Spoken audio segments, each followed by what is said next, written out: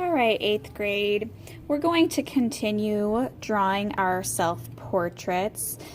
You can use this sheet for the proportions of the face as guidelines to help you walk through step by step. It may be kind of hard to see my pencil lines, but I will continue where we left off. So we had just finished drawing our eyes. And remember, we left enough space so that we have the same amount of space in between our eyes and from the outside edge of the eye to the edge of our faces. And then what I like to do next, after I've drawn my football shape for the eye, the iris, pupil, and that little reflection circle, is draw the line for where my eyelid is. So if I'm going to do this eye just a little ways up from the eye, I draw a curved line until about halfway through the eye. I can do the same thing on the other side, starting at the halfway point on my eye, curve it out to about there.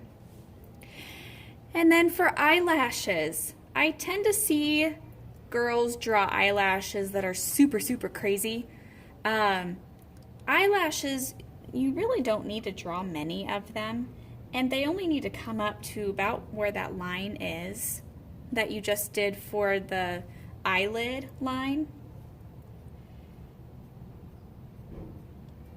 So guys, if you want to draw your eyelashes, just a few of them and not super long, that way yours looks a little bit different than the girls, you can definitely do that. You'll also add just a few on the bottom lid. What you don't want to be doing is adding the eyelashes all the way across to the corner of your eye the same length, because that doesn't look very realistic. We next need to draw our eyebrows. Your eyebrows, the inside corner of them start above that inside corner of the eye. So right about here, I'm going to draw the general shape of the eyebrow, just kind of a curved line. And then you can come back in and thicken up the inside. I'll do the same thing on the other side. I might be working fairly quickly, but I've had a lot of practice. Portraits are one of my favorite things to do. All right. So for our nose, this is where we did that guideline, the horizontal line right about here. This is where the bottom of our nose is going to go. But you'll also notice the corners of your nose line up with the inside corner of your eye. So if you want to draw or to use your ruler, a guideline to show this is the corner of your nose on one side, you can do that. I'm just going to draw a curved line there. That's where the edge of my nose is on that side. And I'll do the same thing over here. The corner of my nose on this side, so that it lines up with the inside of my eye. Then I tend to draw my nostrils and that inside part of the nose. Everyone kind of draws their noses a little bit different. Maybe you want to draw a line that goes up to your eyebrow like that, or maybe you just leave it like that. It's really up to you. The corners of our mouth, moving on, line up with about the iris on the inside. So I'm going to use my ruler again, and I'm going to mark on that mouth line where my lips should go to.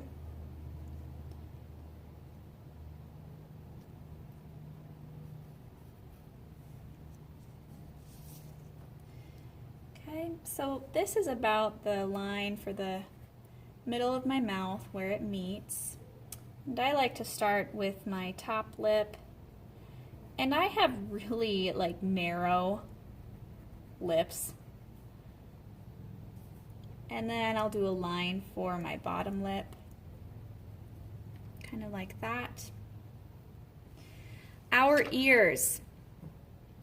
If you look straight at someone, their ear starts right about where their eye is, and it actually goes down to our nose, which might seem like a really big ear, but that's actually how it is in proportion. So I'm going to draw my ear on this side, same thing on the other side.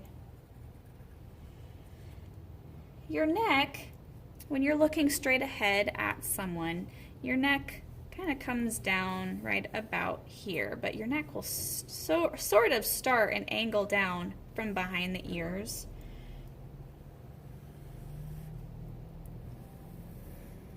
Depending on how much room you have, you can angle your line out for your shoulders. Go ahead and add a neckline for your shirt. Make it look like your favorite shirt that you like to wear, since this is a self-portrait. And from here, we all need to start making it look a little bit different. Make it look like you. Your hairline, you'll notice right now it looks like I'm a cone head. I've got a giant forehead, but that's because our hairline starts right about here. So guys, you'll have shorter hair. Girls, you may have short hair as well, or you may have long hair. Your hair might be straight or curly. I like to start where the part of my hair is, and I always part my hair to the side. And I tend to have some hairs that come over one side of my forehead. And I have very wavy, curly hair. So using your lines, try and get the texture of your hair. Maybe add a few sections of your hair. I'll do the other side on mine as well, because I have very curly hair.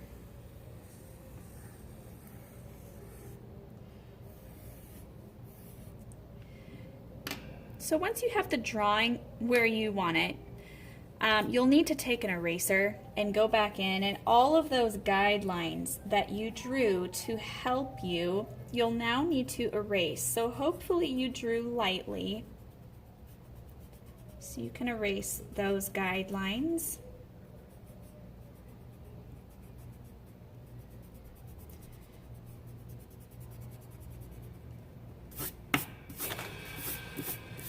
Okay. And now we need to make our lines really bold. So using a Sharpie, I've had a lot of practice at this. I'm going to quickly go through and trace my lines.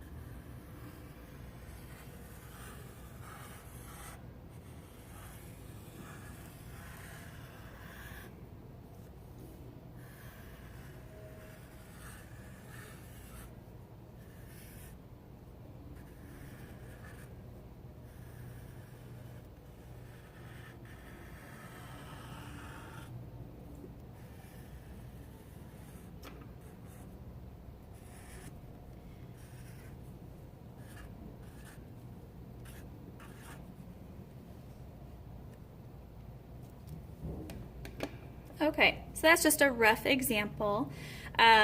So I've got all my lines traced and I'm now ready for my next step. So this is where it's going to look very geometric, kind of like Paul Klee, that artist that we were talking about. So I've got different colored pieces of tissue paper. And all that I'm going to do, I'm going to start in one corner, is lay that down. And with a bowl full of water, it's only about half full, maybe about a fourth of the way actually. I don't have a ton of water because you don't need very much. And a paintbrush. On the top of that piece of tissue paper, I'm just going to put a little bit of water, and you may need to hold it with your finger until it sticks. Just painting some water over the top until it stays in place. And you'll be able to tell right away that that color is bleeding. It even gets on your fingers quite a bit. So then the next color I can just set over the top of that one and do the same thing. Paint right over it. And you'll just keep going until you totally fill all of the space with different colored pieces of tissue paper. You may find that there are some pieces of tissue paper that you really like, some that you really don't like. Just kind of have fun with this. And you won't want to take any of those pieces off. So at the end, when you're all done, you're going to leave all of those pieces of tissue paper on your paper, and it will be very wet. So when you go to the drying rack, I'm going to have some boards out because this will be very flimsy. Put your drawing on a board and put them on the drying rack, and then your next class you can take off the tissue paper.